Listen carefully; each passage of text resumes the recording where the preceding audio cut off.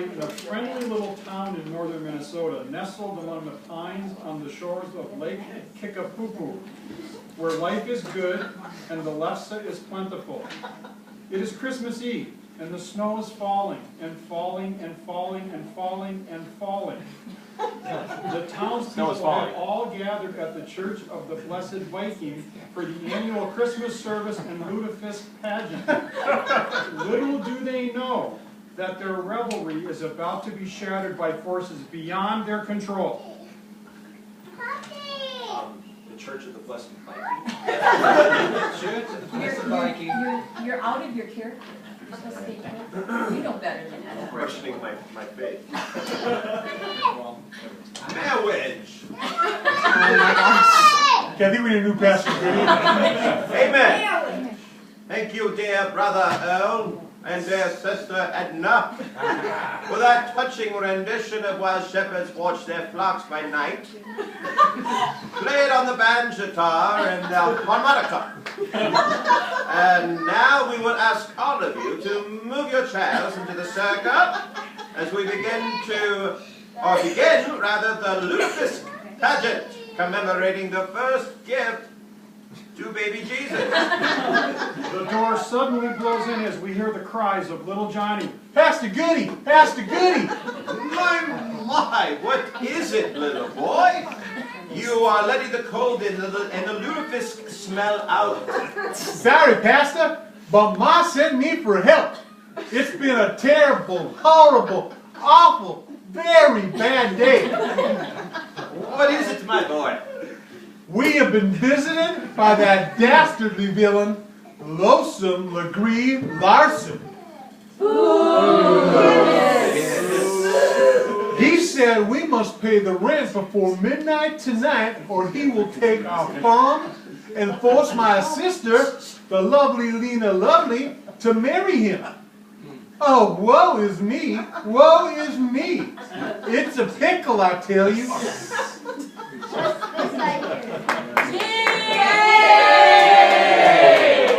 Lonesome Legree Larson has absconded with the fair Lena and is threatening to marry her and take her farm if you do not pay the rent by midnight.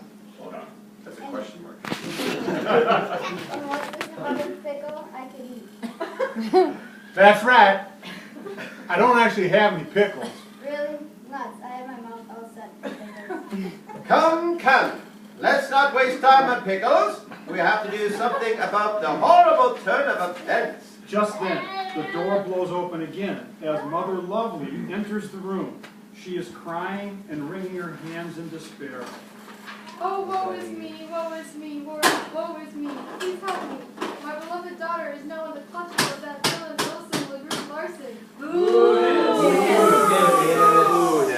He took her from my home and is threatening to marry her if I don't pay the rent on my farm by midnight tonight. What will I do? Oh, please help me. Well, I know what to do. Since kidnapping is a crime around these parts, since this kidnapping happened in my jurisdiction, my deputy and I will go out into the snowstorm and apprehend this awful villain. Where's my deputy, Bank? Bank Lee, where are you? Where's your lovely wife and son, Ezra?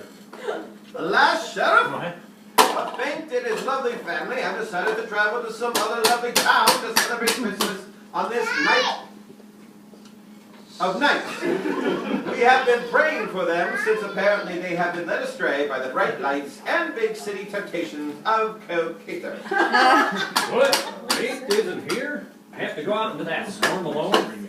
Never mind. I cannot stand my cheer while the lovely Lena Lovely isn't in the evil clutches. Oh wait, see, I missed my cue. Start again. I cannot stand my Stop. Yay! Go. while the lovely Lena Lovely is in danger and in the evil clutches of that lovable Lonesome Legree Larson. I'm going after her. Little Johnny, hand me my muffler. Just then, the door blows open again as Lonesome and Lena enter the room. The narrator closes the door and makes sure it's firmly latched.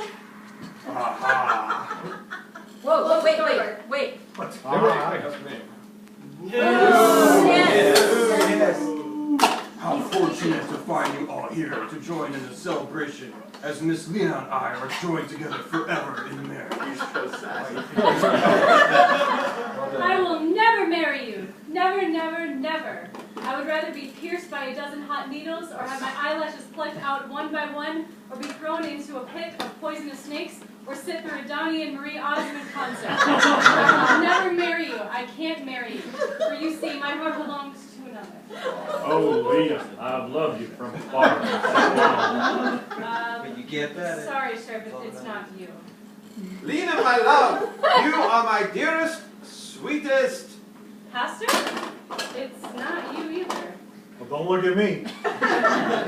No, I cannot marry you, loathsome Legree Larson. Boo! Yes! Yes. For I am in love with... Is it? Yay! Or me? Oh, I'm not sure of my grammar at a time like this. Grammar. Kathy Sandcliffe, how do you spell grammar?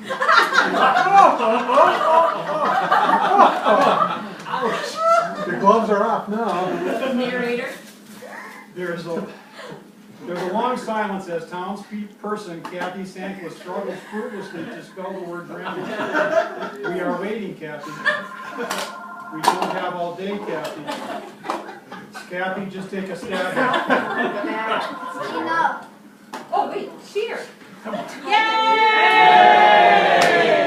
Obviously, we can't depend on Kathy Sandcliffe's reading. The one thing is certain, some you will never be my beloved. Ah, but the law is on my side. Isn't that right, Judge Chuck Lundberg? Judge Chuck Lundberg begins searching through his set of logbooks to see what kind of a legal claim Lonesome may have.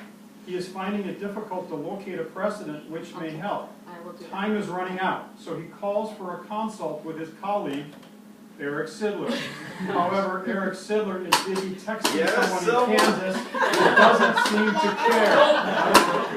See, I am right. Boo! Yes! And if the widow Lovely does not pay the rent by midnight tonight, all her land, her house, her property, her car, her DVDs of Downton Abbey, and her beautiful daughter will be mine. But I can't pay the rent. You must pay the rent. But I can't pay the rent. You must pay the rent. But I can't pay the rent. You must pay the rent. Just then the door blows open. Again. Did somebody close that dang door? And lock it. They put a chair in front of it. Enough's enough. Suddenly, someone's phone rings. No. It is set to mute so no one can hear it, but it is ringing nonetheless. Everyone waits breathlessly for the phone to be answered, because this could be the answer for everything. The townspeople look at one another in expectation. Everyone waits. Oh, it's me. Yay! Wait while I answer. Hello? Yes, this is Ingvo. What? Really? That's wonderful. Thank you for calling. Next time, just text me. The townspeople are filled with expectation. Some good news is definitely on its way. On the last page. Good people of this lovely little town on the shores of Lake Kickapoo, I have good news. Yay!